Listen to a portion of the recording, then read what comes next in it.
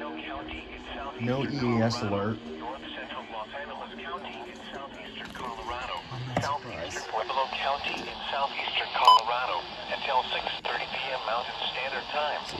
Nothing. At 5:59 p.m. Mountain Standard Time, a dangerous snow squall was located 16 miles northwest of Delhi, or 39 miles southeast of Pueblo, moving northeast at 30 miles an hour. Hazard: intense bursts of heavy snow and gusty wind leading to blowing snow and rapidly falling visibility. Wind gusts up to 35 miles an hour. Source: radar indicated.